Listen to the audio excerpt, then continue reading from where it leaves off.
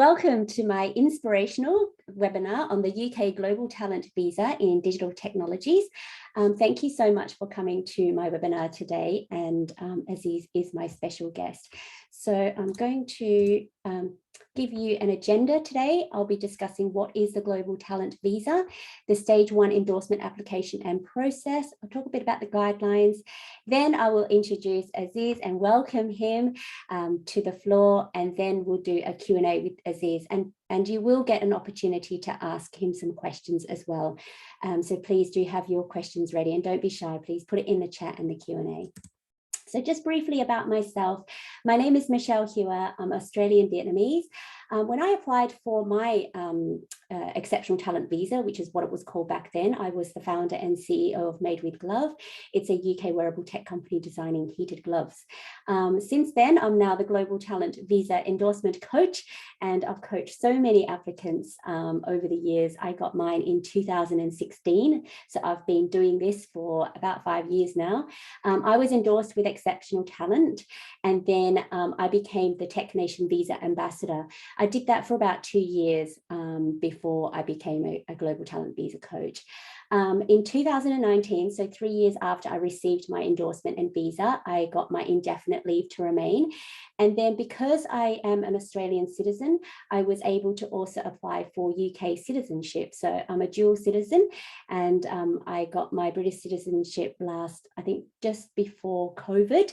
And I haven't got my passport yet because COVID's happened, so I will be getting that soon.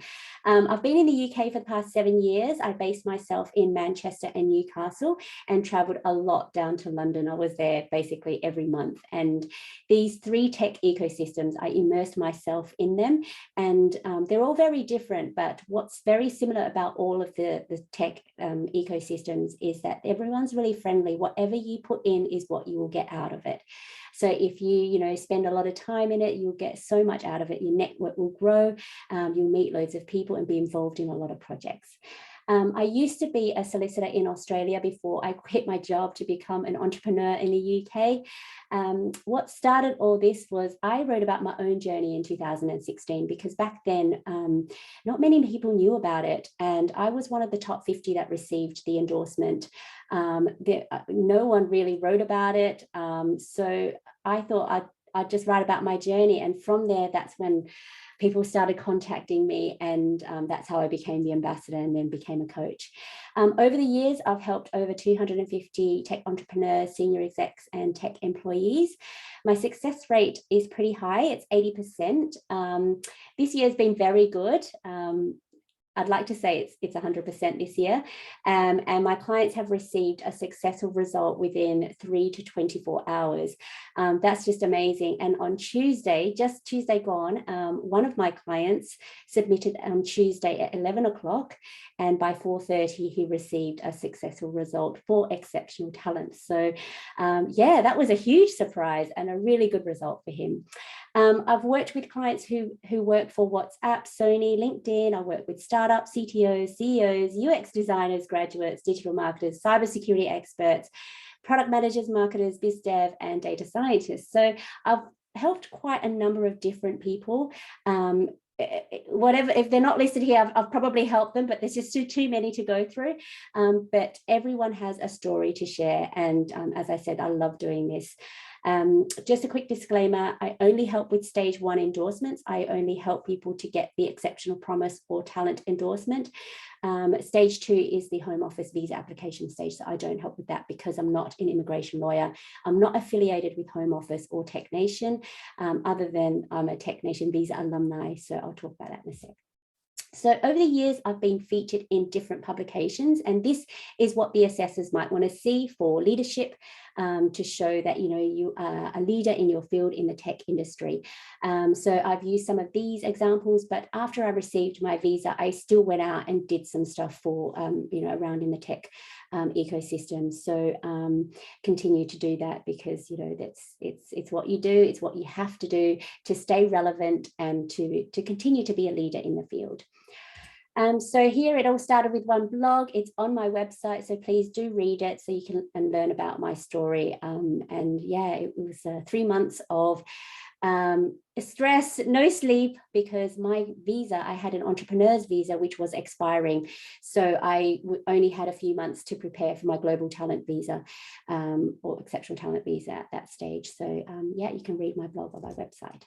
And some of my successful recipients here, my clients, these aren't all of them, only the ones that have agreed to share their story on my YouTube channel and on my blog. So you can see there's loads of people from different countries, from Egypt, US, Mexico, Nigeria, South Africa, Brazil, China, and Ukraine. So, you know, I help people from all over the world, and it's just amazing. So let's just quickly talk about the Global Talent Visa. It used to be called the Exceptional Talent Visa. It was a special visa that was introduced to allow highly skilled entrepreneurs and talents, so anyone working in the tech sector, the ability to apply for the right to live and work in the UK for up to 5 years. It's a two-stage process, so you must be endorsed with TechNation first, and you have to meet the strict criteria that TechNation set for you before you can apply for the visa. So the hardest stage is stage 1, endorsement. And then once you've got the endorsement, then you can apply for the visa. It kind of looks like a job application, but it's more than a job application because of the criteria that they make you fulfill. And if you research hashtag TechNation Visa, you will find a lot of information about the Global Talent Visa in digital technologies. This is because the Global Talent Visa is an umbrella visa, and there are different endorsing bodies for different sectors. So tech is endorsed by TechNation, whereas there's other sectors like research, architecture, fashion, science, engineering. They're endorsed by different bodies. So they are also called the Global Talent Visa. So it can be confusing, but how TechNation distinguish theirs is they just say it's called the TechNation Visa. So hopefully that makes it less confusing. So the benefits of the Global Talent Visa is that you get the freedom and flexibility to live and work in the UK for up to 5 years. It allows you to apply for indefinite leave to remain and British citizenship if you want to, or if you can. You can also bring your dependents with you. So if you have a wife, a partner, husband, and children under the age of 18. You can also register a UK limited company because certain visas don't allow you to do this. So for example, you know, I help some students and they want to start their own startups, but because they're on student visas, they're not allowed to register a UK limited company. So some of them switch over to the Global Talent.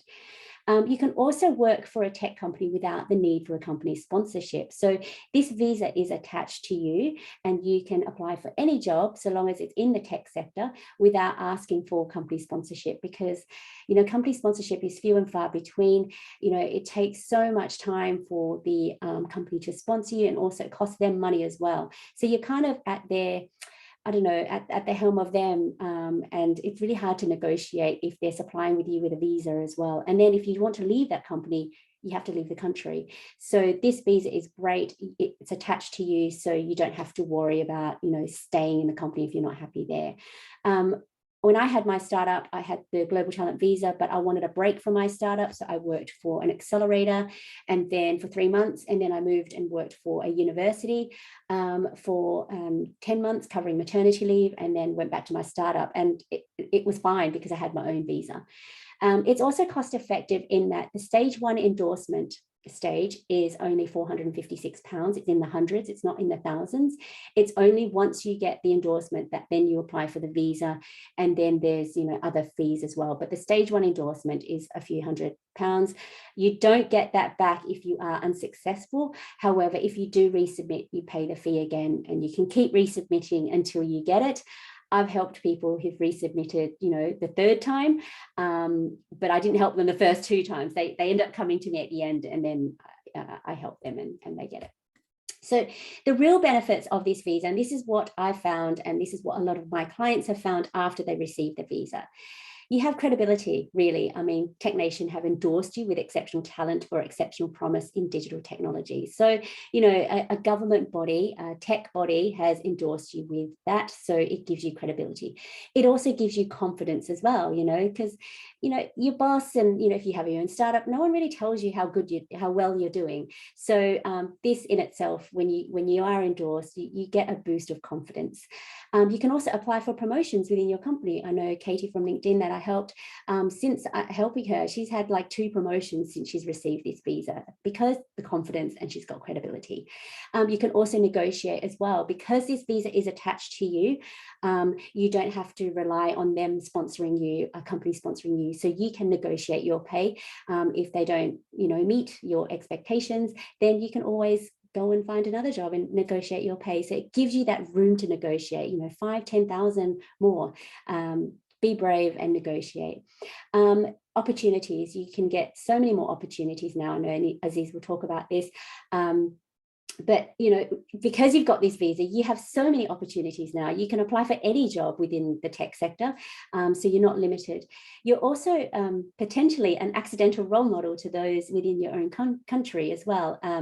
I speak to lots of people from Australia and from Vietnam and from all over the world, because they want to know how I received my visa. And it's great to give back to your own country as well. It's such a rewarding experience, and also gives you the security as well, because this visa gives you the right to apply for indefinite leave to remain and British citizenship. It means that you can settle in the UK within 3 to 5 years.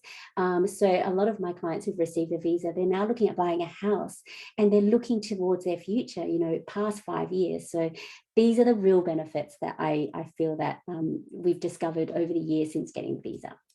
So just quickly, the stats, different people from different countries, USA, India, Nigeria, Canada, and Russia, but there's 90 plus countries where people are applying from.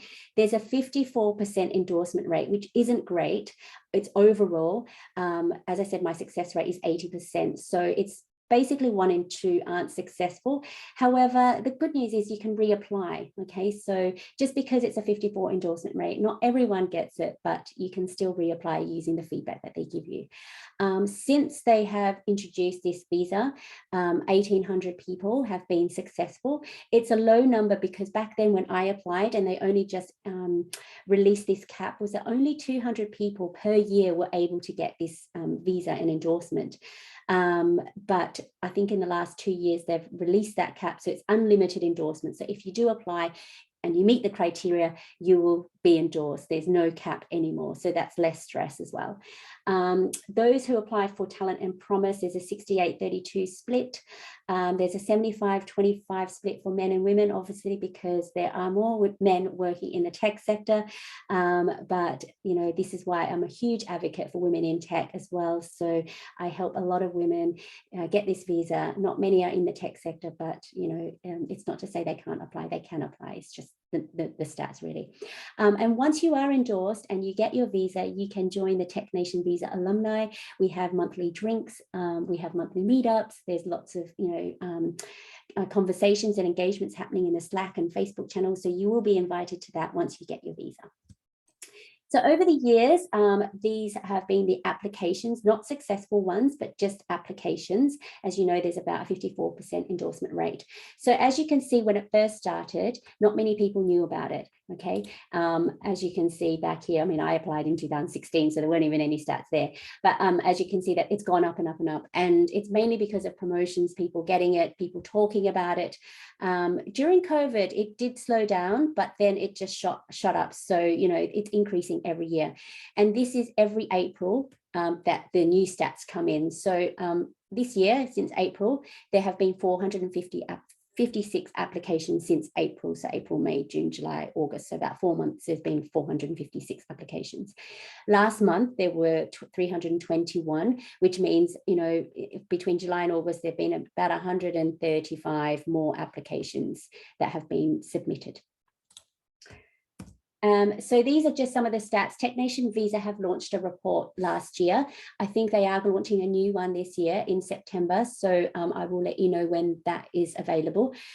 These are stats by country. So as I said, there's a 54% overall endorsement rate, but unfortunately, some of these countries have a lower endorsement rate. So Nigeria, 30%, India, 39%, Pakistan, 45%, but then, US, Canada, China, they're in the 60s to 80% endorsement rate.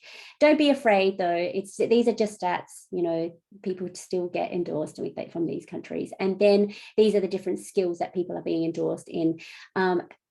obviously software engineering, because it's a tech visa, you know, these are hard tech skills, but it's not to say the other skills, business skills aren't being endorsed. You know, business development right behind software, product management, data scientists, architects, people in marketing, digital designs. I've helped all these people obviously, but it's just the stats are showing that these are the ones that are getting endorsed more. Okay, so the quick process, as you know, it's a stage 1 and stage 2 application. Stage 1 has 2 steps. The first step is you pay at the Home Office. Everything's online now. When I applied, it was all by snail mail, but now it's all online. So you pay and register online at the Home Office, and that's where you pay your £456. You've got 15 working days to then upload all your documents onto the Tech Nation portal. Okay, so it's a very easy process, really user-friendly, and just make sure everything's in PDF and you upload it. Then once you've submitted, you've got Tech Nation have 8 weeks to review your application. During COVID though, it's come back so quick, like 2 to 3 weeks has been the average. But as I said, some of my clients have got it within hours or days, or, you know, 2 to 3 weeks is usually the average period. Home Office will tell you whether or not you are successful or unsuccessful. If you are successful, you go straight to stage 2. So this is where you apply for your visa. You pay the £152, your biometrics and your immigration health surcharge. And the immigration health surcharge, unfortunately, is the expensive bit. It's now £624 per year. So if you're on a 5-year visa, it's 624 times 5, and that's per person. So if you've got dependents, they will have to pay their own. Obviously you pay for them, but they have their own fees as well. So this takes about 3 to 8 weeks to come back. This is where you hand in your passport and you do your biometrics, and you know, this is all the legally stuff. If you are unsuccessful, unfortunately, you will get feedback from the assessor. You've got 28 calendar days in which to respond to that, and you fill in a form and you answer the feedback. Sometimes assessors make mistakes, and this is where you appeal. I've helped a lot of people with appeals, and this is why it's really important to make sure your application is really strong, because you cannot provide new information in your appeal. You can only reiterate and point the assessor to where they made the mistake. So sometimes assessors do make mistakes, and then another assessor will look at your appeal, and then make the decision whether or not they agree with the first assessor or they disagree, and then make you successful. So then if you are successful, obviously you go to stage 2 in the appeal, but if you're not, you can use feedback from both assessors and then resubmit. Not everyone appeals, because sometimes, you know, I look at applications and it's like, yeah, there's no point in appealing. Let's just use the feedback and resubmit a fresh application, and that can happen. But, you know, again, it takes time. The appealing takes time. So I think try to do it best the first time. It'll save you a lot of time. So the eligibility requirements are, if you do have hardcore technical skills, definitely you can apply, but Tech Nation visa can also include people with business skills. And have a look at this list. If you fall within this list, great. If you don't, pick the one that's closest to you. The business skills are usually about sales and about growing companies, operations. So it's that kind of stuff, marketing. So on one hand, this is about developing the product, and business skills is about selling the product. So that's the difference. This is something that they've made really clear over the years.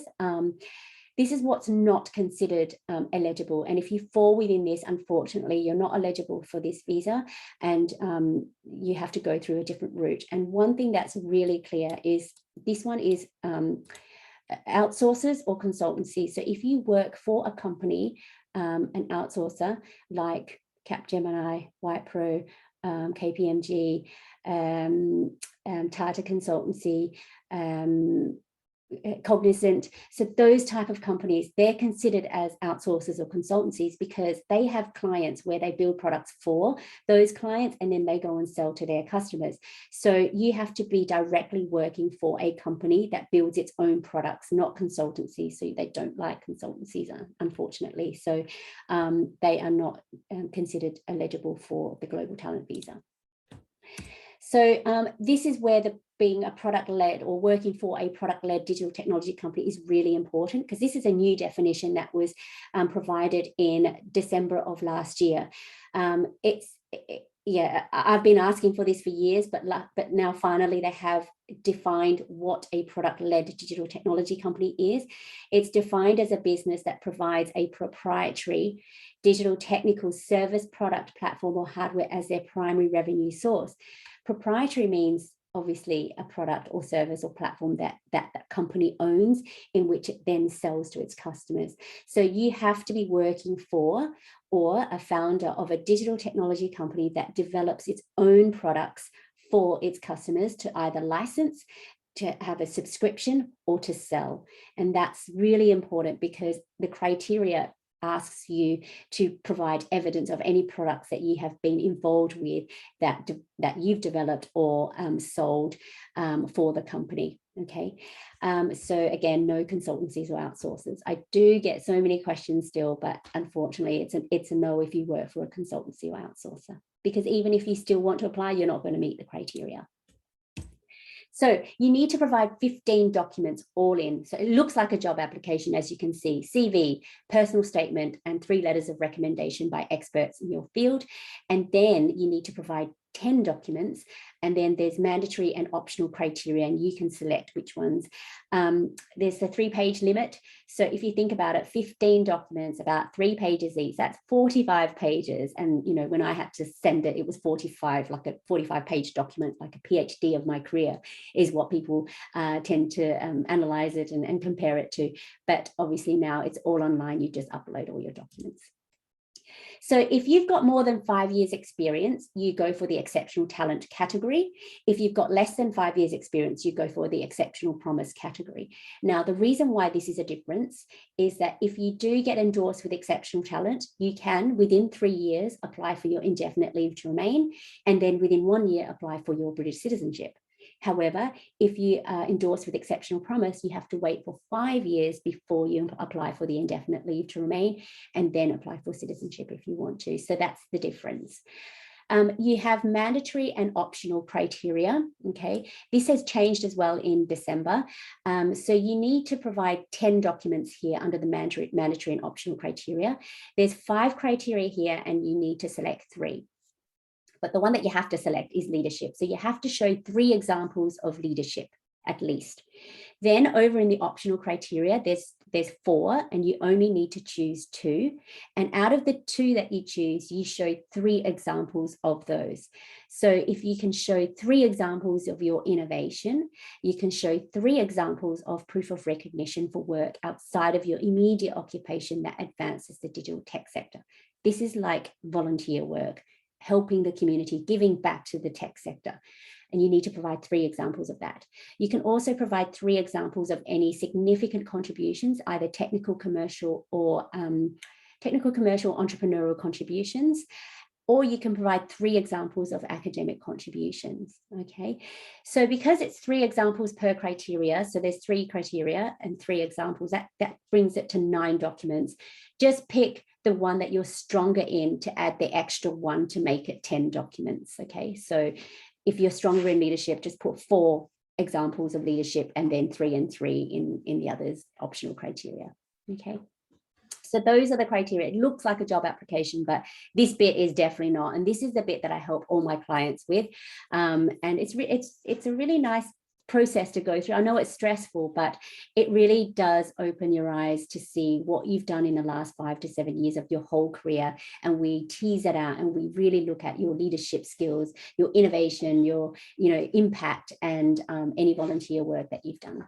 For me, I chose leadership. I also chose proof of recognition, and I chose academic contributions. Those were my criteria that I chose. Right, so just to finish off, these are the different ways I can support you. I've done this for 5 years, and I've supported so many people in different ways, but now I've got lots of different packages of support. So the first port of call, people just ask me for a 15-minute free discovery call. It's just to assess your eligibility, answer quick questions about whether or not you would make a good candidate for the Global Talent Visa. You can also avail yourself to my membership area. So these are my templates that I provide. It's got all my online resources. I've got video explainers to show you how you can structure your evidence as well. This is the bit where a lot of people struggle with, is how do you show innovation? How do you show leadership? My templates will help you do that. Then if you want my one-to-one support, I've got these 3 packages. You can start off with a strategy session. So that's a deep dive, high-level discussion about all your projects. We look at all your documents. If you've got any, you've got experts, you've got a list of people. Who do you ask for? Where do they fit in which criteria? So that's a high-level roadmap of what your application could look like. Then you can go ahead and do it yourself, because the strategy session involves access to my membership area as well. So you can go off and do it yourself, and I encourage you to do it if you want to. But then if you still want my help and advice and support, you can upgrade to any of these other 2 packages, which is a review package and my bespoke one-to-one. And whatever you've paid in the strategy session, I'll take the amount off in the upgrades. Okay, some people just want to go straight to coaching, and then we do a strategy session within that, and then we continue. My review package is a bit of my support, but you can do it yourself. I check it before you submit, because I find gaps in all applications, trying to make it as strong as possible. But my most popular package is my premium coaching package. I'm with you for 8 weeks. We do the strategy session. You've got access to my membership area, and every week we work on 2 documents per week, where you provide the content and I will help edit and shape your application and help you craft your story, because every document tells a story and they all have to link as well. So that's my premium coaching package, and installments are available. So this is a bit, I know it, some people may think it is quite a lot, but there's a lot of work that's involved with that. And if you are successful, you will make that back, definitely. You can negotiate higher salary, you've got loads of opportunities, and it's what you will get in return once you get the visa. So I help people with these common questions. How do I present my documents? What is relevant information? Who can be my experts? Am I innovative enough? Am I exceptional? Am I good enough? I don't know what to say, and I've received an unsuccessful result. What should I do? Should I appeal? So I help everyone with all these questions. There's so many questions that you have in your mind. I know I had, but I had no one to help me. So this is why I do what I do now, and I've been through the process, so I can certainly feel your pain and empathize and help you as much as I can. So over the years, these are my top tips from my own experience, and also from helping so many people. Starting early, as I said, I left mine really late, and I nearly, my visa nearly expired. I had to leave the country. So first of all, budget, because it is expensive in terms of, once you get your endorsement, the immigration health surcharge can be expensive. And then if you seek support, then obviously you have to budget for that. Time, look at your deadlines and milestones, planning, implementing and submitting, and then allow time for appeal if you do get an unsuccessful result. Also have your application checked before submission. It's really important. As I said, you can't submit new evidence if you are unsuccessful. You can only reiterate evidence that you've only presented. 3, your network is your net worth, definitely, because you are relying on people to help you confirm, validate your impact, your innovations, your leadership. So really look at who is in your network and who you need to help you. This process is about self-promotion as well. A lot of people aren't good at promoting what they do. They're very shy, and a lot of people talk about, my team did this, we did that. The assessor's not interested in what your team did. The assessor's interested in what you did. Okay, I help a lot of clients with their applications, and all they talk about is their projects and how great the product is, which is fine, but they miss out what they did, what was their input that was so great. So that's why it's really important to talk about your work and what you did, and you have to self-promote. I'm very good at that. I can self-promote anyone, so I can certainly pick out the relevant bits of information to highlight your achievements and your strengths, and also prepare to put in the hard work. This is not an easy process. It's very challenging. It's very stressful. You're also working in your full-time jobs, and it means a lot to you. So there's a lot of stress there. So you have to prepare to put in the hard work, and then hopefully you will be successful. The bigger the reward, which is the opportunity to live and work in the UK and also get a visa and indefinite leave to remain and British citizenship, the bigger the investment that is required by you. If it was easy, everyone would apply for this, okay? So that's why there's a 54% endorsement rate. So definitely put in the hard work. Now, I hope that's it. I hope I've given you enough of a snapshot. I know I can talk about this all day, every day, but I'd like to introduce Azeez to share the floor with me, and we'd like to, hello. Hello. Oh, thank you so much. I hope, I wonder if this actually made you remember everything that we've done in the last few months. And you've been doing this for a year or maybe 2 years. Yeah. Has it brought back good memories? And I can see it all the background, and we meet about twice a week, and it feels like I'm happy to be here at last. Yeah, very much so. I'm so happy to invite you here, Azeez. Thank You've you. been such an amazing client as well. And, obviously we're part of the Tech Nation Visa alumni. So we're, colleagues now, and it's been amazing. And I'd like you to please do introduce yourself and let your friends, I know a lot of your friends are here today, share your story, just your background, and then I'll ask you some questions.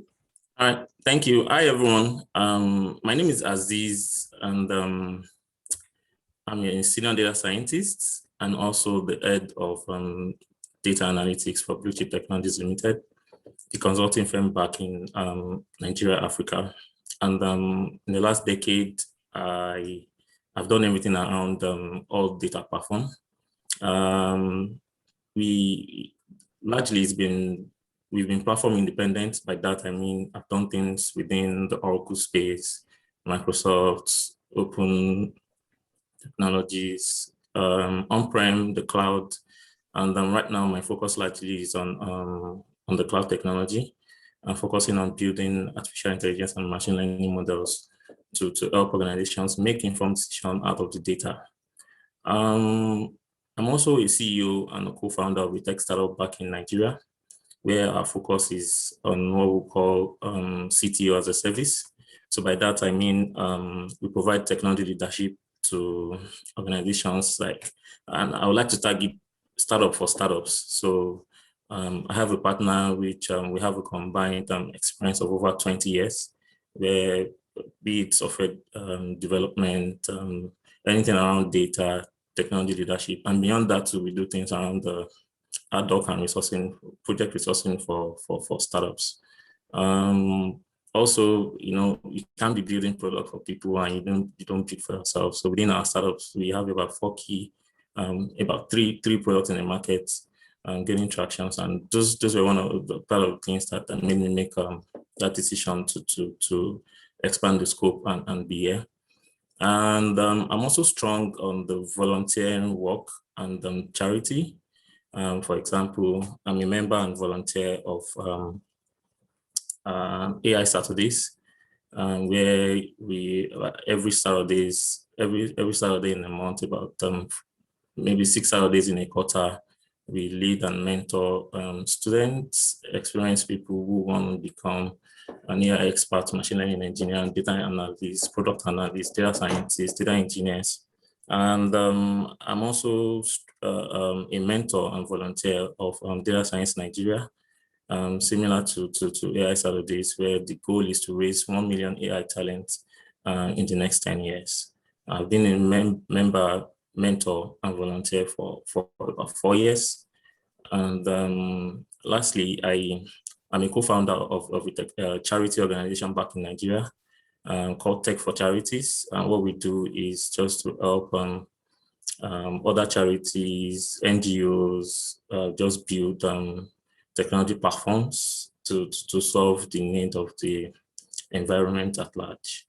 And I do some trainings either for free in some cases. For example, during COVID, one of my personal goals was to train and mentor about 10 people to become data scientists.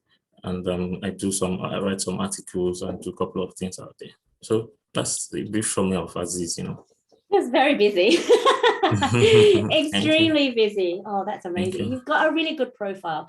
I know that you talked about Blue Chip, but you were mainly developing products for them. I know they do a bit of service and building products, but the main source of revenue was building products. So I know there was a bit of consultancy, but it's the product-led side that you were working towards. Yeah, definitely. So what made you decide to apply for the Global Talent Visa? Back Wow. in. This is a long story. No, it's not a long story. Yeah. Okay. I think around was November 2019. Yeah, I came to the UK because as part of my personal goals, I set some funds aside to do trainings year in, year out. So what I usually do is I love to have fun. So you probably see me in parties, you'll be like, how do you know all of these things that you know? So when I'm coming in for holidays, I'll probably just look for 1 or 2 trainings to add to the holiday. So I was on vacation, so I plan to go for one seminar and another one training on I think it was that month that Microsoft released the technology called Azure Synapse. So I was in a training of about it was a seminar of about 2,000 people, and it was just myself and a Black old man that owns a technology outfit back in Nigeria. There were Black African people there in about 2,000 people. So we got talking, and we're moving from booth to booth. So I got to this particular booth. It was something about big data and all. So they gave us a task, just like a quiz, to try it out. You sign up, you just scan the barcode, and you go through like 20 objective questions. And out of about 50 people, I managed the first, and I got a gift for it. So while talking, I think I got a Google Home appliance. Then I think that was it. And while having a chat with different people, they're just asking, so why are you wasting? Why are you saying Nigeria? Would you like to do this? Would you like to do this? So this particular man, this Nigerian man, just got interested in my case, and I was like, won't you mind to come to the UK? My response, and that is what it has been from day one. Whatever it is that's going to take me out of Nigeria must have clear paths to citizenship. I do not want to come because there's nothing stopping. I'm doing quite well back home, so I need something that has that clear path to citizenship, and as quick as, say, 3 to 5 years. So we started talking. I know someone. I know something. I came through this route. I don't know about it. I'm going to. I'll get information about it and send to you. So I think a few hours after in the evening, he just texted me, I'm impressed about this. How did you get to know all of these things? And he dropped me the link, technician.io. I checked it out. It felt like these things, I think I know all about this. I have all of these criteria and evidences to support this. I can try it out. When I go back to Nigeria, I told my wife about all of these things. Okay, if you want to try it out. And I just rushed into it. 3 weeks. You did it in 3 weeks. Yeah. I got back home 3 weeks after. I think I spoke to an ex-colleague then. It wasn't working with Blue Chip again, but it was good in writing and all. I just spoke to him, and we had that plan. We planned it out, and we did the documentation. I paid him. It was a paid service, and it was. But then, before I even went into it, because I'm quite inquisitive, I tried to even do the best, and I'm sure you can confirm that too. Yeah. I checked things out, and I saw Michelle. I was like, Michelle. I think Michelle was even charging 4K for the full bespoke. And all. I was like, how would I pay 4,000? This is a lot. So I can do this, and I have this thing, and I tried it out, and that was it. I think I did it sometimes in December. Christmas holiday came. January, I was on work holiday in Abuja. Abuja is a city, northern part in Nigeria, Federal Capital Territory, by the way. And I think I was on work holiday. I went for lunch, and I got the unsuccessful email. And there's something about me, when those things happen to me, some things will just come in. So there was one other thing that happened to me during that time. Maybe I got another job in one big firm, or I got my tech startup started booming. I was like, okay, maybe it wasn't meant for me. So I didn't just go for reapplying or appeal. So I left it at that time. And months came. I focused on my work, my mentorship, my startup, my data and AI work. Back for Blue Chip, and just learning and becoming better. I think sometimes in January 2020, my partner came in. By the way, my partner is in the UK now on another route, dependent visa. So he just dropped a message for me. Coincidentally, I was now in that same city, Abuja. Just dropped a message for me. I was with my friends and all. And it was like, I'm seeing a part that will probably interest you. So when he dropped the message, I was like, I've done this before, this is this, and I was unsuccessful because of this reason. And because there's a bit of traction within our space, and he knows me too well, it's like, it's not possible. We probably didn't do something right. Let's try it out. So I told my partner about Michelle. Okay, it's something we can try, Michelle, to just try it out. So I was like, oh, when I go back to Lagos, I dropped an email to Michelle, and Michelle was like, okay, I think I just made, it was an inquiry email asking if I could still appeal.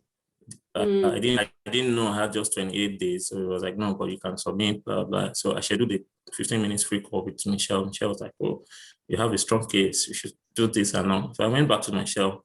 I did some research and all that. What is it for me to do this? So I started with the strategy called the 1K with Michelle.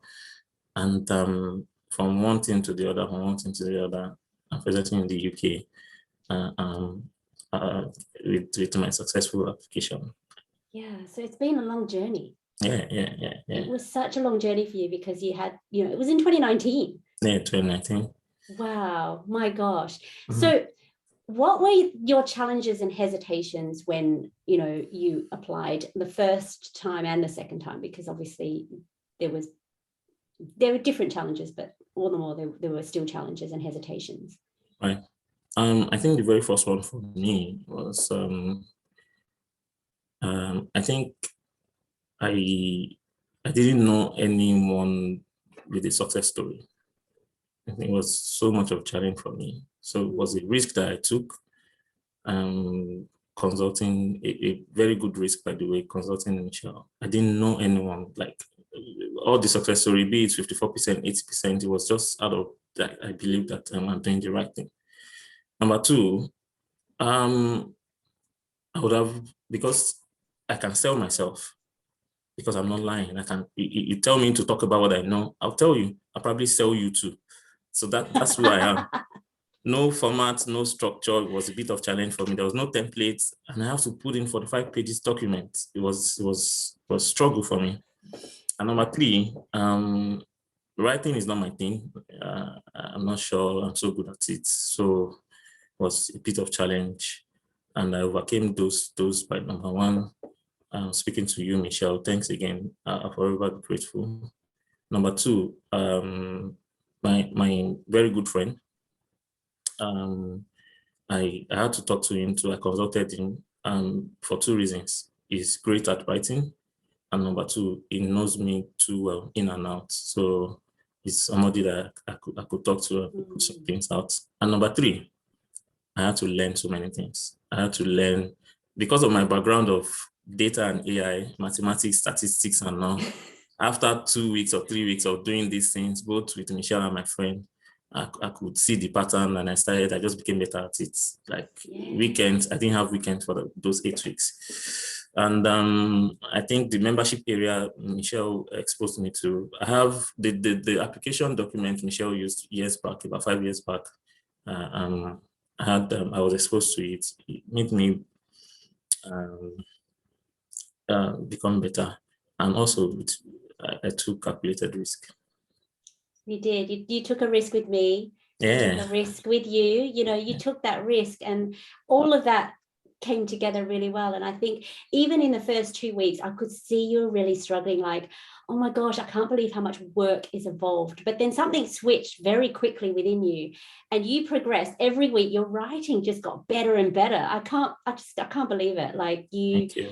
I see this with most of my clients, but with yours, it was, I think in week 2 or 3, you just flicked a switch and you were on it. And it was so great to see that progress within you. It's like, yeah, it was amazing. Thank you. Let's have a look at your experts, because, we did have your old application. We'll talk about that in a sec. But who did we pick for your experts? Because we need to provide 3 experts from 3 different organizations who knew you. And this is why your network is your net worth. Okay, right. the first person I would like to talk about is, I spoke about one of the volunteering work I'm doing. I'm still part of them. It's called Data Science Nigeria. The founder of this community is actually a mentor, and is also an expert in data science, also a CTO for a big telecommunication company back in Nigeria. This is someone that I didn't just jump on him. For example, my very first, so there's a boot camp that happens annually. So my very first one, I think, was as far back as 2017. Yeah. That I went into. I was just meant to be like normal participants. So I got into the place. I saw a gap in for people trying to learn. This is about just 200 people every third quarter or fourth quarter of the year. So I taught people on SQL. Beyond that, I noticed that a lot of people, especially the people who came from different universities, would like to show a certificate of participation and all. So I designed the certificates, and that's still the certificate they use till now. Wow. And number 3, KPMG and some other big outfits came in and to bring in different competition. So there was one particular one that had to do with predictive analytics and all in 2017, and they were looking to give 10 people employment. I was lucky to be. I came on top. I think top 3 or top 4. So although I didn't eventually go for the role and all. So that exposed me to first-hand information and closeness to the man. And beyond that, mentorship, because we have things in common, mentorship, volunteering, doing all of that. So it was just an easy call asking him for assistance. That's the first person. Second person, a CIO of a 4-time CIO, by the way. In fact, as a matter of fact, he just won an award as the CIO of the year for a certain bank. So at the time, I met him on the job. So, and that's why he want us to just leverage on that on your network. So I got into the job. I think one massive insurance company back in Nigeria. And eventually, what made us to meet didn't materialize. I was going to do a pre-sales and proof of concept on a certain project. We got talking, and after the whole thing, when he has issues within his team, he still calls. That was even before I needed his help. So he sort of saw the need for me to help him mentor his team and all outside our work and all. And now he's a CIO of a microfinance bank in Nigeria. And lastly, a business partner and an old friend from uni. I met him in 2003 at my first attempt at getting a BSc. And this is a guy that we have things in common. He has 15 startups. And he's done too well for himself in the US, in the UK, in Nigeria. And I'm happy to say, I'm sure you know about this already. He's my business partner. We're looking to build one of the big products out in Nigeria. So I think those were the 3 experts that I used. But the good thing is, you asked me to fill about. There was a template to fill different people, and Michelle, as part of the help, had to reduce those numbers from 15 to 3. So they were the 3 best people that came up. The strategy session is like, just give me all your names, give me all your networks. And you're like, exactly. Yeah, I've got these. Why can't? And I went, no. And then we went, yes. So we got 3. Yeah. So it's that process. We have to really delve into who's in your network, and we Google them and we make sure that they are appropriate experts. So, okay. So those are the experts. Criteria. What criteria? Because there's 3 out of 5. What criteria did you select? Yeah, like you already said before, leadership is mandatory. So you have to show leadership. And for that was one of the easiest for me. Because if you look at my background,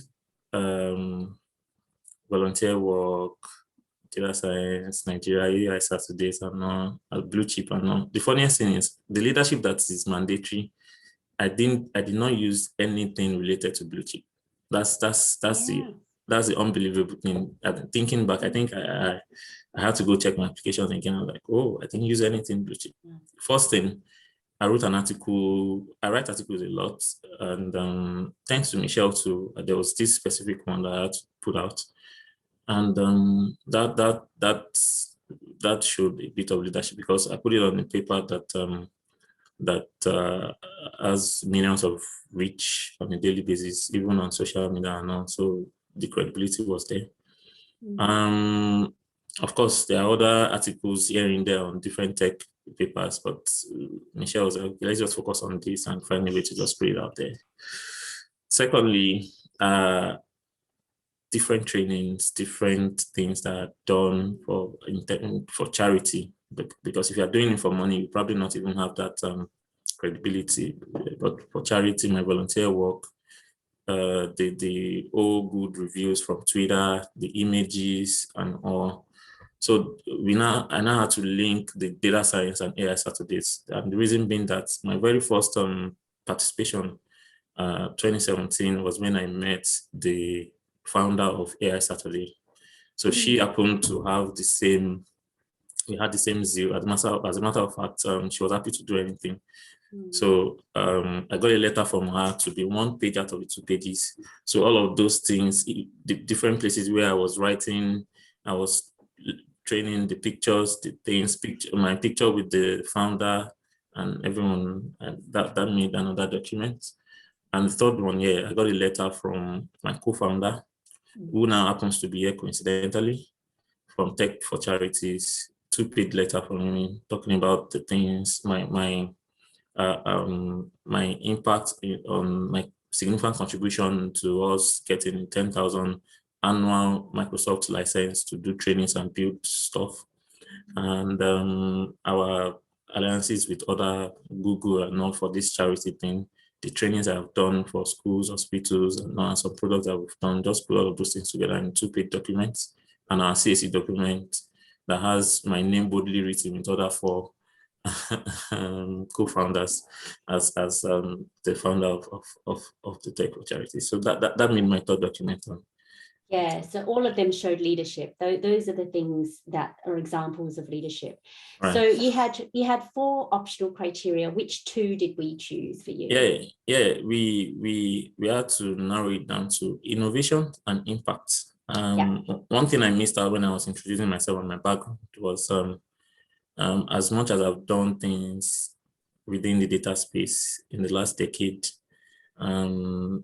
I've used my initiatives to bring up new ideas and different things for my employers, and which made me to lead the product and innovation arm of the organization for about 2-3 years until the opportunity to become the head of data came in, and I was made the lead. So what that means, right, is there are a lot of products in my purview. I use my initiative as part of most of these products are data driven, so I could use some of them so I used one product as innovation, and I used 2 products from Blue Chip as innovation, and there's one very innovative product too from my startup that is largely focused on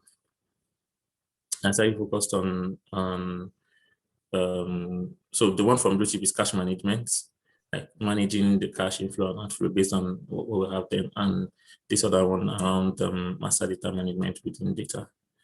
So the third one that I used for my startup was a loan management system, where you from click of button you can immediately get a loan and can make prediction if you're going to default or not. So those are the 3 innovative products. So Michelle has this template where you talk about the background of this product, you talk about the problem, you talk about the solution, you talk about the impact, just different things, workflow, a lot of work. a lot of It was.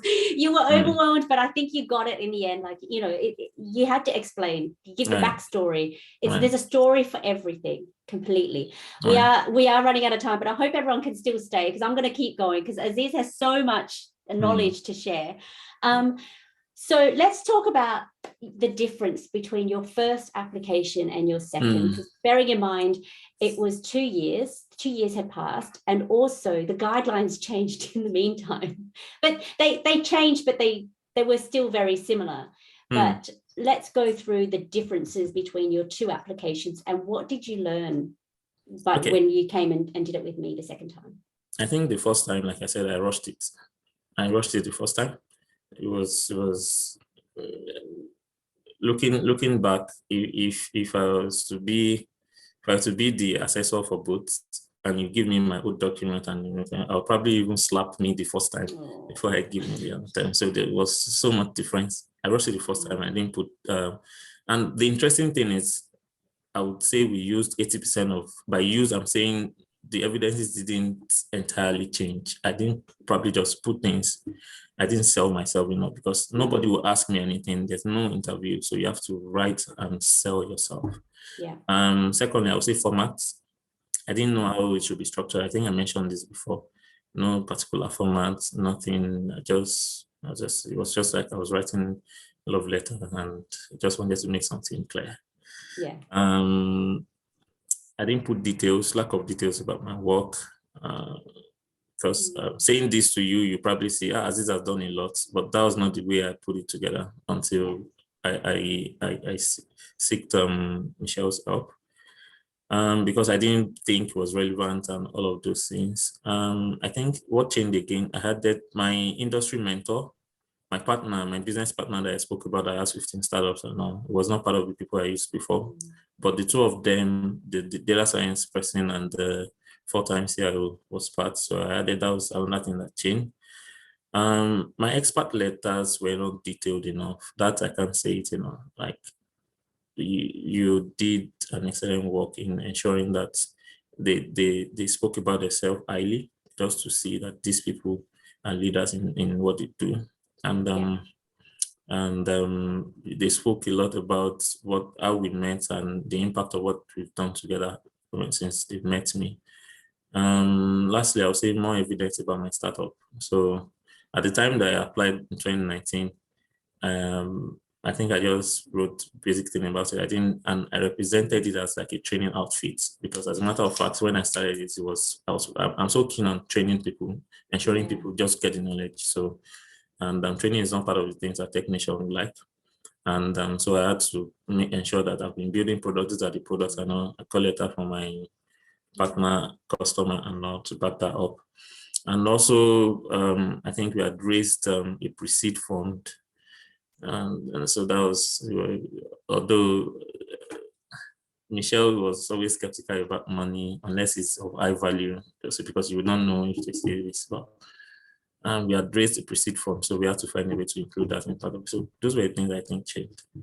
Yeah, so there were lots of things that as you said, you had the content, but it was the way you describe it and structure it and how you highlight your strengths and everything. Completely different applications. Absolutely. Completely. Yeah, and I'm so glad you're so proud of the second one. It was totally different. I looked at the first one as well, and I thought, no, there's no point appealing.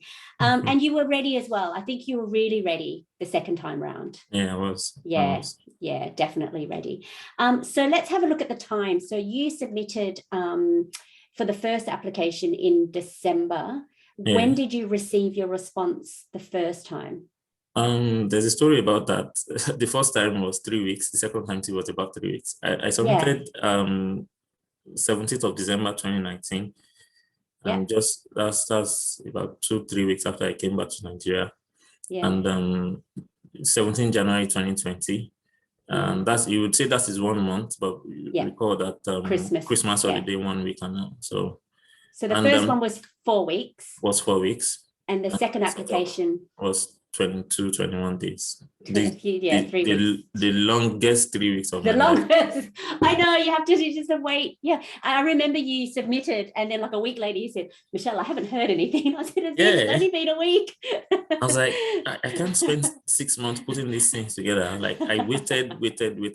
I don't know. Oh man, can't wait. So I submitted on the 1st of June, and I got my endorsement letter, like the best letter of my life, on the 23rd of June. And that day happens to be my sister's birthday, one, and secondly, Michelle's birthday, and thirdly, and Michelle's anniversary. And Michelle got her endorsement letter 5 years ago, June 23rd. So it was just was a good day. It was I was actually on holiday for my birthday, and I got this email from Azeez. I was so happy. It was my birthday on that day. It was my anniversary as well. So I was like, congratulations, I'm on holiday, but we have to catch up when we get back. But thank you. Yeah, that was amazing. Really good results. So as we said, it's up to 8 weeks for technician to come back, but it is usually around 2, 3, 4 weeks, 2 to 4 weeks. Okay, so finally, I know we are out of time, but we're going to stay till when everyone asks questions and everything. But the final question I want to know is, what advice would you give to everyone now that you've been through the process twice? What are your top tips? Okay, I think my very first tip would be, don't rush it. Don't rush it. Thinking about my journey, if I had that, if I had these tips, then I probably would have waited the first time, probably tried the second time, and not have tried it the second time. So I would say, don't rush it. Number 2, I would say, do a lot of volunteer work. When I was doing all of these things, I didn't know about technician. I didn't know about this. Even before technician, a whole lot of good things have come my way because of my volunteer work. Do a lot of volunteer work, train people, just give back to the community. Giving back doesn't necessarily mean just money. Whatever you know, try to just give it back. Huge importance of your network. Build your network.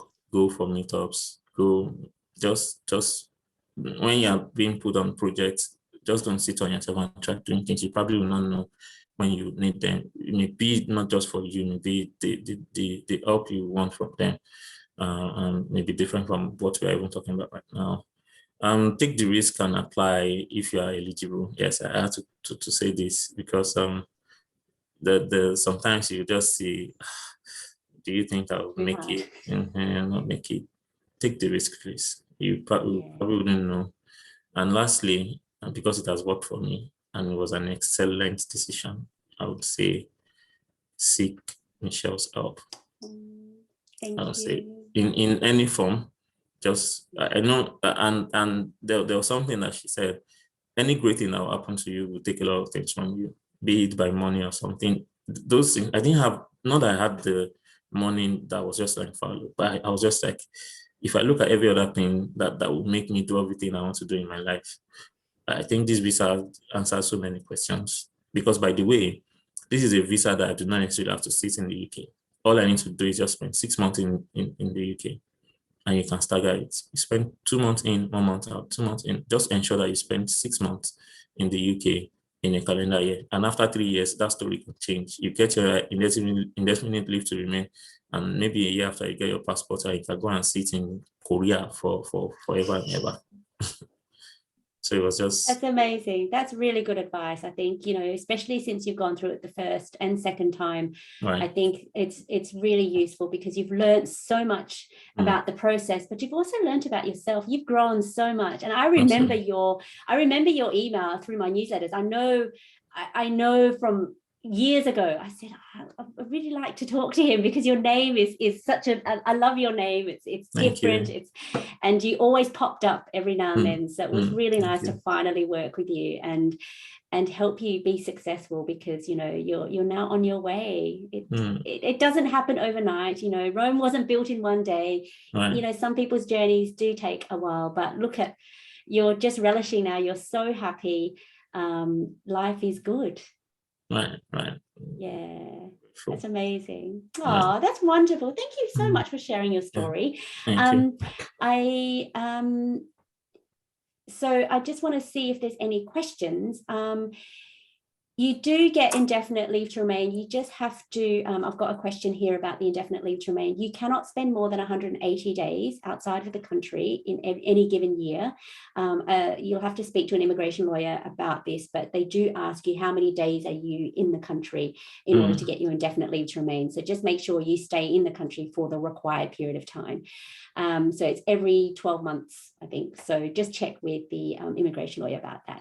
And but anyway, just to buttress that point, you just don't spend more than 6 months outside. So in any given year. Yeah, in any given year. Yeah. Cool. Okay. So if anyone got any questions for Azeez, you can avail yourself to my discovery call. I'm actually going to put in the chat if anyone needs it. I've got all my details there. So just click on all the links now and then you can save it. So you can just, click on my discovery call. You can book into that every Monday between 12 and 4, and I can assess your eligibility as well. Regina, you've got your hand up. Have you got a question? Because you can just pop it in the chat or the Q&A. I don't have any questions over in the Q&A, and I don't have any questions in the chat other than people wanting to learn more about the visa process. So definitely do avail yourself to my discovery call link there. Where do I start? There's where do you start? Come and chat to me. Look at the guidelines, definitely, and just see if you fit within the criteria as well, and have a read. I mean, a lot of it is about your own research too. I mean, look up people who have received the visa and look at their stories, and talk to as many people as you can, because that's the only way you're going to learn. You're going to live and breathe this for a while, because it does take over your life for a bit, because you are planning for the rest of your life. So definitely do the research. The more you know, the more information you'll have at your disposal. So yeah, definitely, Sadipa, please do email me. Does anyone have any questions? I think everyone just loved hearing your story, and please do say, give Azeez a congratulatory message, because he did try really hard and he got it. So please do. Oh look, someone's remembered your challenge. You've got such a great network. Yeah. So I met Busari at the first my first data science team. Yeah, I think we even sat together for 2 or 3 classes. Really? There you go. You've gone places. So yeah, you should definitely catch up with each other. Yeah. I'll drop you a message. Yes, please do. And so happy for you to connect with Azeez on LinkedIn and connect with me on LinkedIn. You're really inspiring. Look, everyone's so inspired, which is great. I love seeing this. So does anyone have any questions? Because we are 10 minutes over. Patrick, thank you. I will be sharing this video on my YouTube channel. So I will send, everyone's on my newsletter list now, so I will send it. Another thing is, please do check your spam and your junk emails, especially when you apply. Sometimes the Home Office emails do get sent to your junk or spam. It got sent to mine, and it also got sent to my client who, it was a bank holiday in the UK. The Home Office sent her a decision, a successful one, on a Friday. The bank holiday happened and she was waiting all weekend, and she didn't realize until the Monday, and she checked her spam. She said, I might just check my spam, and the successful result was there. So she'd been sitting there for a few days. So she was really annoyed. So please do check. Yeah, because even for me, like I mentioned to you, I think the last time we spoke, that the email didn't come to my, so if you're using an iPhone, so there's these other emails that the thing popped in, and I didn't bother to even check. It was later, so I missed the email for about 18 minutes. 18 minutes. So when I saw it, I was speechless. Yeah. See, so just check. Someone's asking about volunteer work. Wahid, you're asking, is it still possible to get the visa without volunteering work? Definitely, because you don't have to choose that option, but it just limits your options and limits telling a story. I've helped clients be successful without volunteering work. Definitely, you don't have to do it, but I think it's good for your own personal development and for your own networking. yes, do it. But if you don't, that shouldn't stop you from applying. But it worked in Azeez's favor, definitely. It worked in my favor as well. I'd been doing it for years as well. So like you, Azeez, you'd been doing it for years. So it was good evidence to have. It increased your options, and yeah, so that's fine. Is it necessary to obtain endorsement from your current company, or your previous company employees also provide recommendations? Yeah, definitely. So this is a tricky one. Sometimes some of my clients have gotten away with not using any people from their current company to support their application. The reason is because they didn't want to tell their current company that they're applying for this, which means that they're potentially leaving. So we've been able to use, their network, people from where they used to work, to help them fulfill the criteria. So yeah, so on that basis, they were successful. We didn't use anyone from their company. So that's a yes. And this is why, again, your network is so important. If you've only got people from within your company, really do look at, volunteering work and doing things outside of your company so you can increase your network. Yeah, training youths on computer fundamentals. Yeah, that's a good example. Yeah. Yeah, so you would need obviously evidence for that.